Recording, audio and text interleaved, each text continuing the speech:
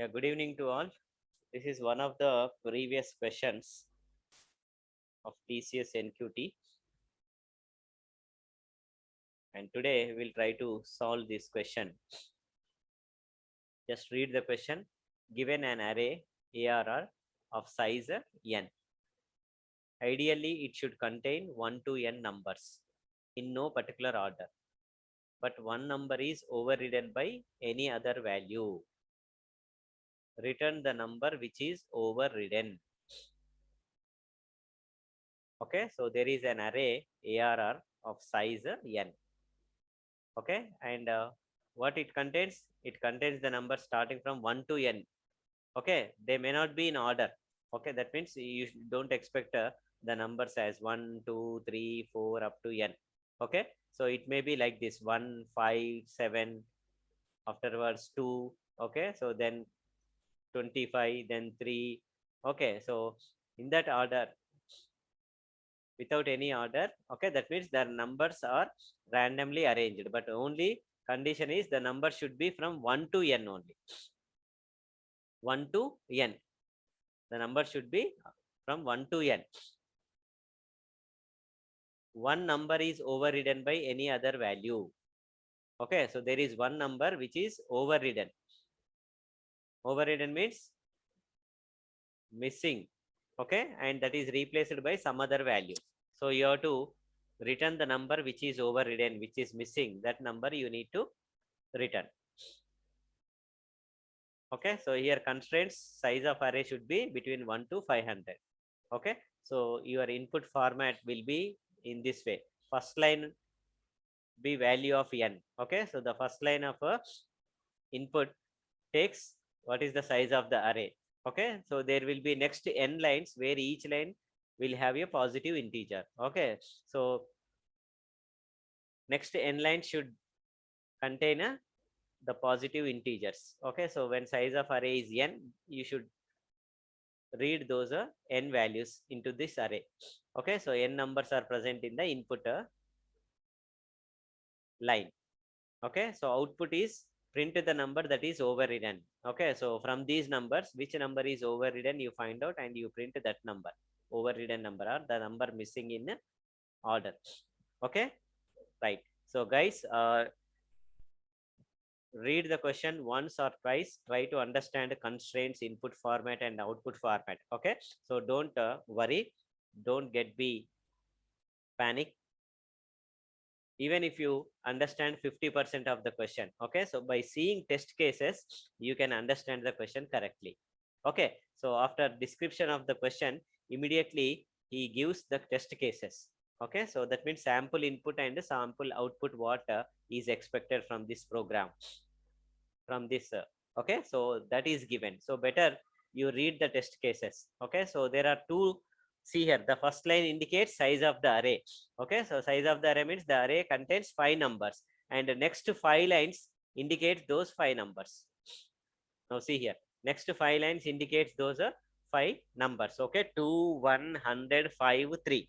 These are the numbers present in the input line. Okay, so what is the output here? 4. What is the output? Expected output here? 4. Okay, so why it is 4? Now you try to analyze here. Okay, so now just see the explanation there. Even sometimes explanation is also added there, why this output has been displayed. Okay, that explanation also sometimes given for some questions. Okay, so since n is equal to 5, numbers in array must be 1, 2, 3, 4, 5. 1 to n. See, the number should be 1 to n, but they may not be in order.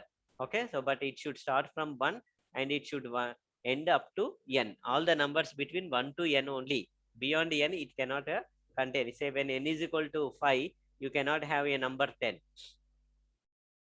Okay, so 1, 2, 3, 4, 5 should present. Now you check out the input line. 1 is there, 2 is there, 3 is there. Okay, 4 is missing, 5 is there. So in place of 4, there is 100 here. Okay, so you should not print this 100. What you should print? The missing number which is printed, which is overridden. 4 is missing here, 4 is overridden. So that 4 should be printed as output.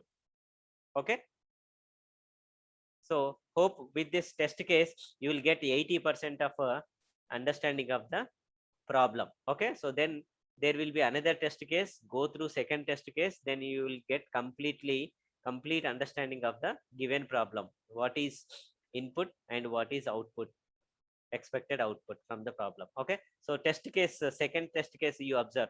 Now you might have come up with some solution. Okay, now you apply the same solution with the test case 2. Are you getting the answer or not? You check out. If you are getting, your logic is correct, just go on writing a program for that logic. Okay, so implement that logic. Now second test case, what is first line? Size of the array size is 6. That means there should be 6 numbers after this. Okay, so 1 2 3 7 6 4. Size of the array is 6, no? So that's why it should contain 1 to 6. Just check out. 1 is there, 2 is there, 3 is there, 4 is there, 5 is missing, 6 is there. Okay, so 5 is missing. In place of 5, 7 is present in the input line. So what you need to print in the output? 5 should be the output. 5 should be the output. Okay, right? So now find out the solution for this. Find out the solution for this. Okay, so just if you observe the array, first case I am taking here. If you observe the array here, okay, so there are 5 numbers in the array. 5 numbers. Okay, so what are those 5 numbers? 2, 1, 100, 100. Okay, then 5, and then 3. These are the numbers present in the array. So you want to find out number which is missing. Okay, so there is a constraint here.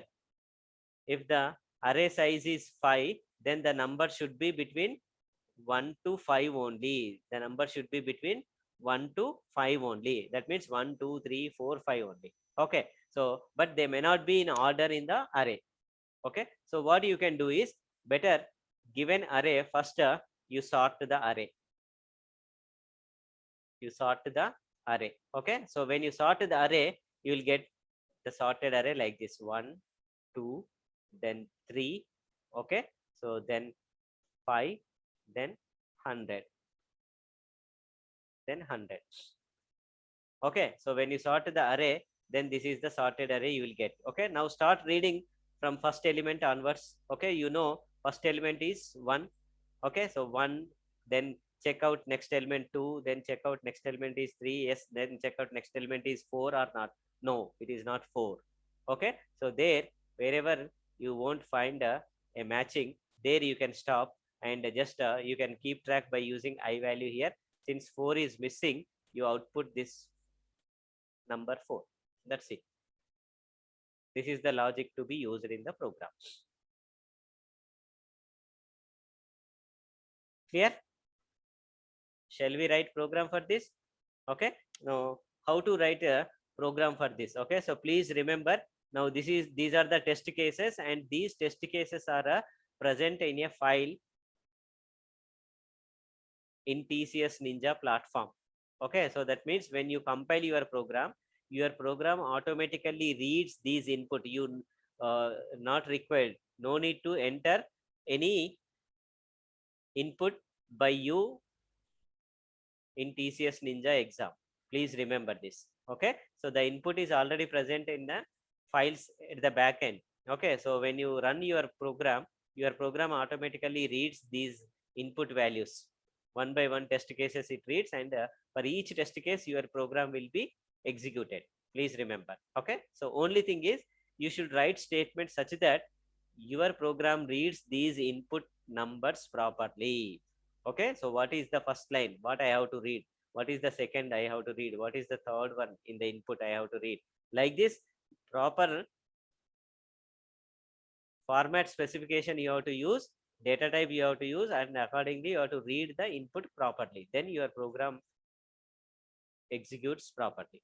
Okay, so input is something and you are reading in some other format, then it won't match, then your program never executes. Okay, so I'll tell you, just observe how the test case is, what is first line and what is remaining lines. First line indicates size of the array, and there should be remaining 5 numbers in the array. Okay, like this you have to read from the input here. Okay, so let us just write the code. Okay, so this program anyhow you have written. Now what I do is, yeah, I'll come here. Now we'll write the code here. Okay.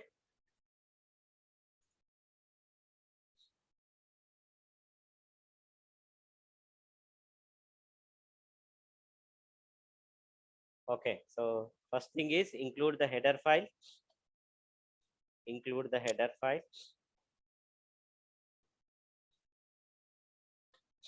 Okay, so then begin the main.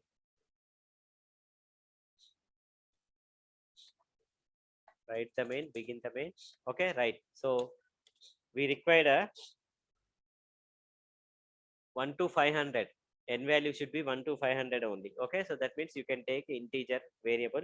Okay, so n is nothing but n is size of the array. Okay, so int n you can declare. Similarly, array also you can declare. So he has given the name as array arr of a size n you can declare. Okay, so what you can do is you can do like this. Same size you can declare, not more than. If you declare here, what you need to do first, if you declare, then you need to declare the array like this. You need to declare the static declaration. This is array of size 100 or something you need to declare. Okay, so now this dynamic declaration is allowed in C also. Okay, so first int n you declare, no. Now directly you read the n value. Now don't ask anything. Okay, enter size of the array. Those kind of statements you should not write when you are writing in online coding platforms. Okay, so n value you have to read. Okay, so n is already entered, input is already available, so your program should read directly. So that's why directly you write scanf. Okay, so percentage d, scanf percentage d, comma, way to store, address of a n, address of a n. Okay, so then you declare array here. So int arr of size n. Now this is allowed. Now array n value, if you enter 5, array of size 5 will be created. N value, if you enter 10, array of size, that means at the back end, whatever may be the n value in test cases, based on that the array size will be created. Okay, so this is allowed in C language. Now let's test religion. C 99, C11 religious. Previously array used to be static declaration. Okay, but now you can do this dynamic declaration. Okay, right. So you have array. Now you have n size of the array you got here. Okay, so from input test cases, see here, from input test cases, first line, the first number you read. Okay, so then remaining 5 numbers you have to read. N value is 5 means 5 times you have to repeat a loop, and you have to read all the 5 numbers and store into this array. Okay, so that code you have to write here next. So now you have to read those 5 values here. Okay, so directly I am reading those 5 values for int. This is also allowed. Directly you can declare the variable inside the for loop, so that it is available only within the for loop, and once for loop closes, this value, this variable vanishes. Okay, so for I is equals to 0, then say I less than n, then say I plus plus. Okay, so now read the values. Scanf, then say percentage d, all are integers only, no, comma, address of, way to store, address of array of I, address of array of I. Okay, so now you got those values into your array. These values will be stored into array using this for loop. How it is executed, you want to know? Now this is how it executes. Okay, so for I, memory is allocated like this. Initially I value will be 0. I is equal to 0. 0 less than 5. Yes, true. Scanf percentage D. When you say percentage D means it reads only one integer. Okay. So that means the first number it reads 2 it reads and stores into this array. Stores into this array. Okay. So here array indexing is 0 to 10. Okay. Otherwise what I do is I draw the array here.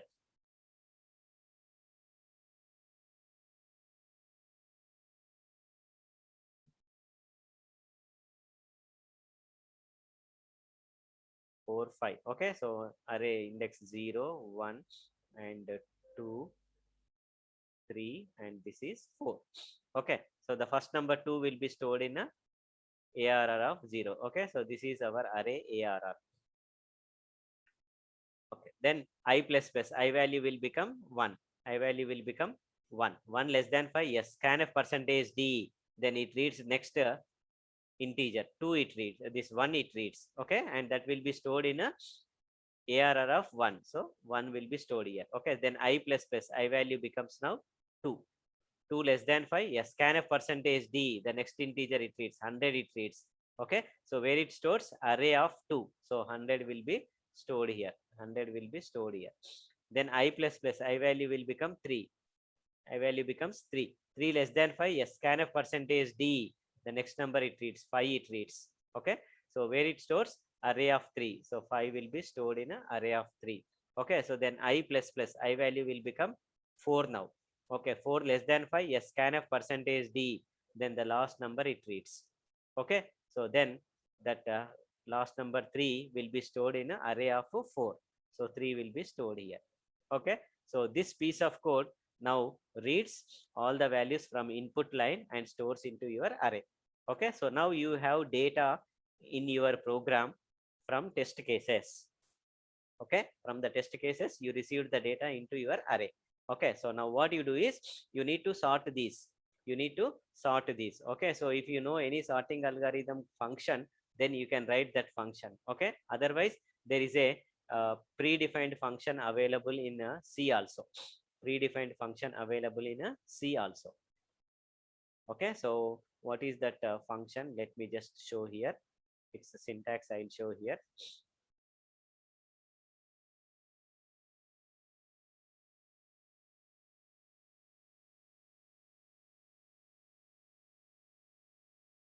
Better use this qsort function. Okay, so qsort in C. There is a predefined function. Better use, you can use predefined functions. There is no restriction. Okay, C library function qsort. See here, this is available.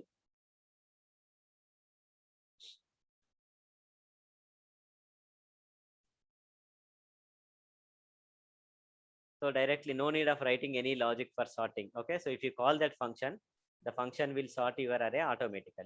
Okay, so now just see here qsort. So I'll just increase the font size so that you can see the qsort.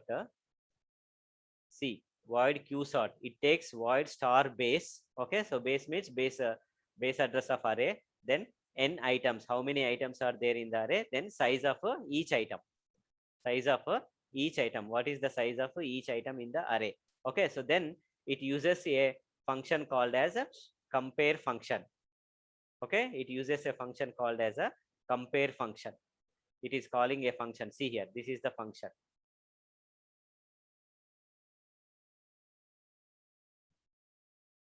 Yeah, geeks for geeks. If I open.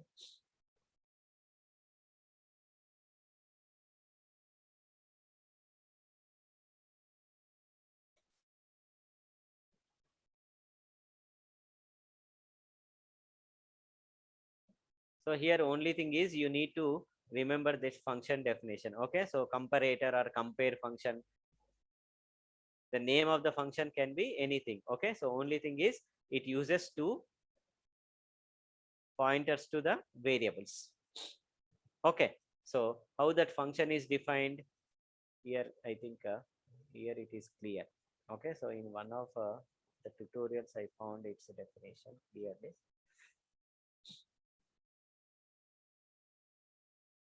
Now see, compare is nothing but this is the function that compares two elements. Okay, so it compares two elements and it returns a pointer type which is greater. Okay, now you see here, this is the compare function definition.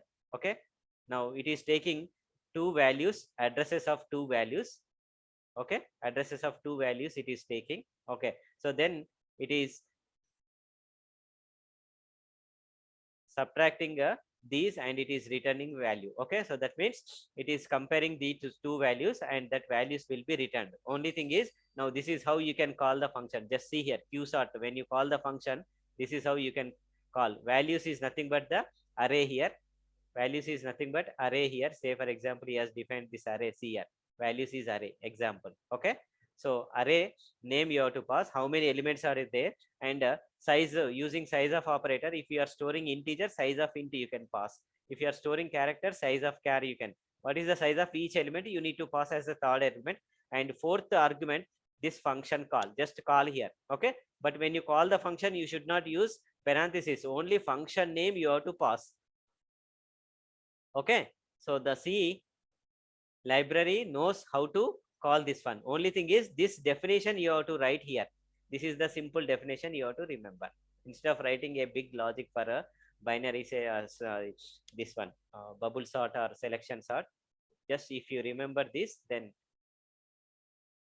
you can use this predefined function which is available in standard library.header file. This standard library.header file. Clear? Okay, now I'll just write so that you can remember easily. Okay, right. Now this is the code which reads your input data. Now you have data ready in your array. Okay, so what we need to do first, we need to sort the function. So I am calling the function qsort. What is the name of our array? ARR is our name of the array. What is the size of the array? N is the size of the array. And what type of elements you are storing in? Integer number. So the third argument you just write here, size of int. Each element size you have to pass. Okay, then what is the fourth argument? Just cmp function you write. CMP function. That's it. Close this. Okay, so this qsort function will sort your array automatically. Okay, so only thing is, before this main, you include that function definition here. Okay, so qsort function definition, just see here, qsort function definition, how it is int compare function. Okay, so I just write here. So its return type is int because it compares and returns some value. Okay, so what is the name of our function? cmp compare function, or func compare function. Okay, so to see here, just we called that function by using its name. Okay, so nothing we have given, but only thing is that function definition you have to provide. What is the first argument here? See here, constant void star a. Okay, so the first argument is constant void star a. First constant pointer. Even second argument is also a constant pointer, constant void star b. Okay, so two values it is taking. Two values it is taking as arguments, then compares and returns some value. Internally, how it uses, we don't bother. Okay, right? So then what you need to return? What you need to return here? Void pointer it is taking. No, see here, star a. You said, okay, so that means a pointer is void pointer. So then you need to convert it into integer pointer. This pointer you need to convert it into typecast into integer type. So when you write this return statement, just see here, in return I'll write here. So what it will do is, it compares the values present in a and b. Star a minus star b it performs. Actually, star a minus star b it performs. Okay, but here the pointer associated with this a is void pointer. Okay, so that means you need to convert this into the related type of elements a. So what type of elements you are storing in your array? Integer type. Okay, had it been arrays, then you can typecast them into character arrays. Okay, had them floating point numbers, then you need to typecast those pointers to float type pointers. Okay, so now how I am typecasting, just see here. Okay, so this star, now I am typecasting. So after the star, now you write int star. That's it. Okay, so that means this A pointer associated with A is typecasted into integer pointer. That is the meaning. This star here is a void pointer. Now that is typecasted into integer pointer. Similarly, after the star, you have to write this. Please remember. Okay. So int star. Int star you write. Okay. So these two lines, if you practice, remember, then this solves your sorting logic. Okay. So just and moreover, this is executed faster. Okay, so where is our function code? Have we written? Not written. Qsort function we have written, no?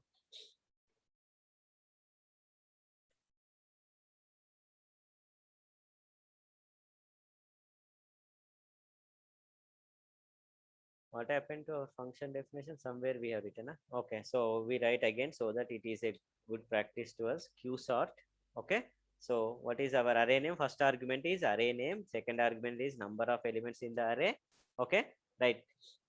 Then third argument, size of each element in the array. So size of int you can say.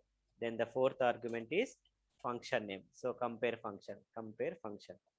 Close this. Okay, right?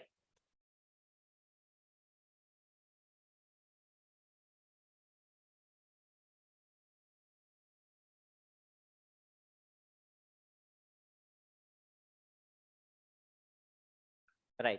So now see here, the first line we are reading, size of the array we are reading, okay, using simple scanf function. Then we declared the array of size n. Then we are reading all remaining inputs from the input line into the array. Okay, so then the logic is first you need to sort the array. So then we sorted the array. Now you got elements in the sorted order. Okay, so how the array looks like after sorting, just we'll have this here.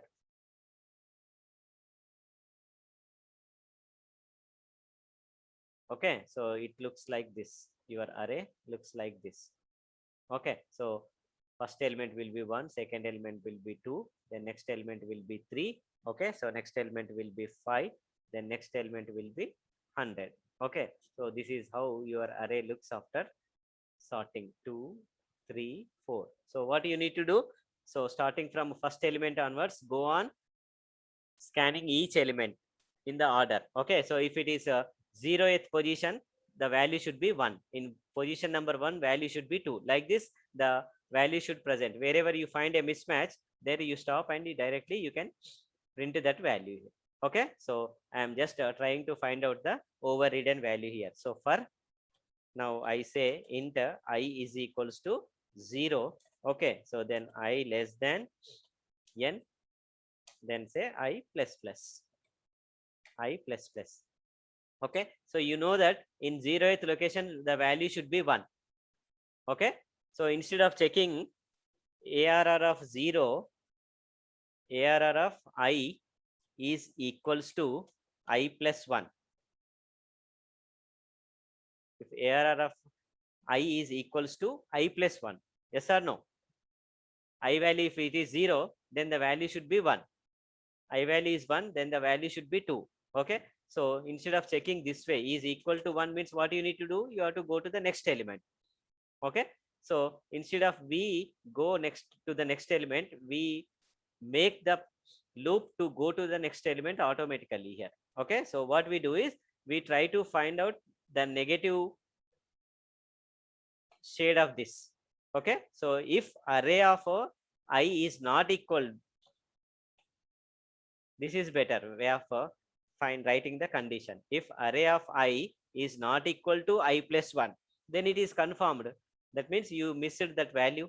Which value is missed here? Now we'll see here. What happens? We'll see here. First, I is equal to 0. I is equal to 0. 0 less than 5? Yes. ARR of 0 not equal to I plus 1. ARR of 0. Okay. So ARR of 0 contains what? 1. 1 not equals to 0 plus 1 is 1. 1 not equals to 1? No, false. 1 not equal to 1, false. Okay, so when this is false, control automatically goes to I plus plus. Automatically goes to I plus plus. Okay, when this is true means you found a mismatch there. Okay, now in our case, what happens? We'll see how we identify the mismatched or overridden value. I value becomes 1 here. 1 less than 5, yes. ARR of 1 not equals to I plus 1, 2. Okay, so ARR of 1 contains what? 2. 2 not equals to 2 are false. Then I plus I value becomes 2. 2 less than 5, yes. Okay, now see here. ARR of 2 not equals to I plus 1. I plus 1 is 3 here. So ARR of 2 contains what? 3. 3 not equals to 3 are false. Okay, so then it goes to I plus. Okay, so I value becomes now 3. I value becomes now 3. 3 less than 5, yes. Now see here. So ARR of 3 not equals to I plus 1. ARR of 3 contains what? 5. Now this is how it compares. ARR of 3 contains what? 5. 5 not equals to I plus 1. I plus 1 ante 3 plus 1. 3 plus 1 means 4. Okay. So 5 not equals to 4. Yes, true. Okay. So this is true. When this is true, that means we found the overridden value. We found the overridden value. Okay. So directly what he is expecting, he expecting to print that overridden value. We identified directly. You print here percentage D, comma. How I can print? If I value is 3, overridden value is I plus 1. So I plus 1 is the overridden value. Okay. So when you found overridden value, then no need to go for remaining elements. So directly you can break the loop here. Okay. So just you can say break so that your loop terminates. Okay.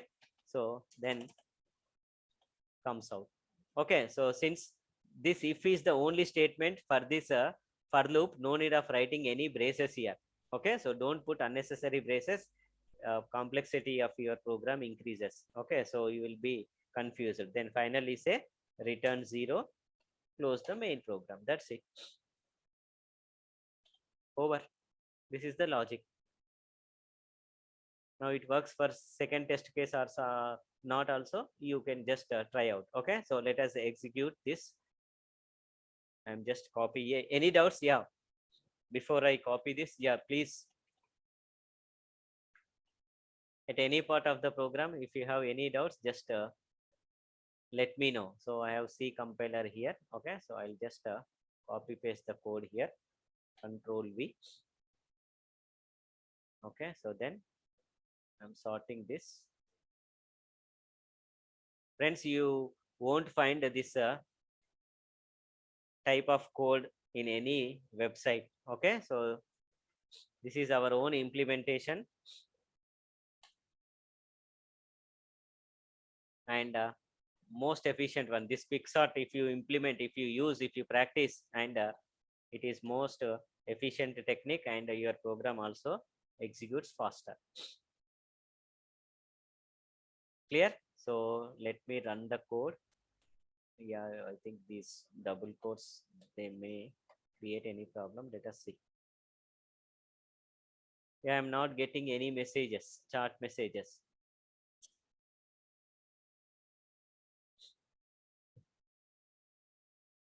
The QSort. Okay, so hash includes standard library, we forgotten.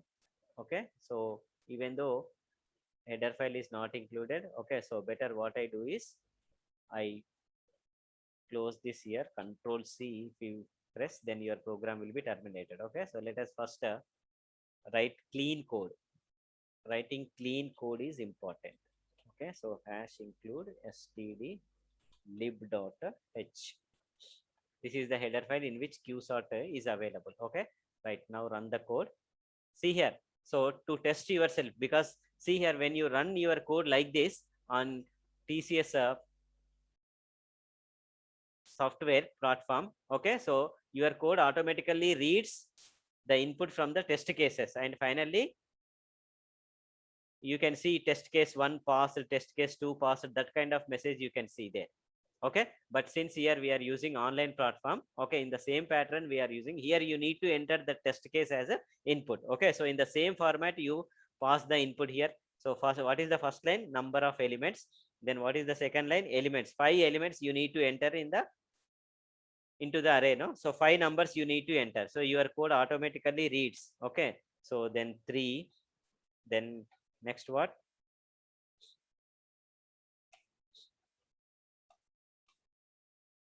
Next 1. Okay, so next 100, then next what, 4, 5. Okay, so just you can see 4 printed here. Okay, so no message, nothing you should print here. Okay, missing value is equal to overridden value is equal to this kind of messages you should not print. Okay, because the output from your program will be matched with the output present in a test case. Okay, so if both are matching, then it says test case 1 passed. Like that, you can see a message or green tick mark after test case 1. You can see green tick mark. Okay, so this is how you need to write a code on TCS Ninja platform.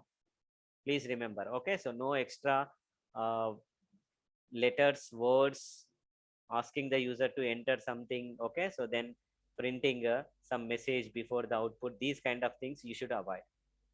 Okay, so only thing is you should know what your program is reading. Okay, so when you execute on your online platform, you should enter the test cases as it is. You enter and you check out. Okay, second test case will enter here. So what is the second test case? Just we'll see here 6 1 2 3 7 6 4. Okay, so we'll see whether our code works or not. Okay, so 6 I am entering. Okay, so next 1 2 3. Okay, so then next 7. What else? 7 6 4. Okay, so then 6 4. Okay, so then if I enter, see the last number is the output here. So 5 is the output. 5 is missing there. 5 is, so here expected output 5 here. Yes, so this output 5, this is only to show you this is the output. Okay, so you should not print output space 5. This in this format you should not print. Please remember.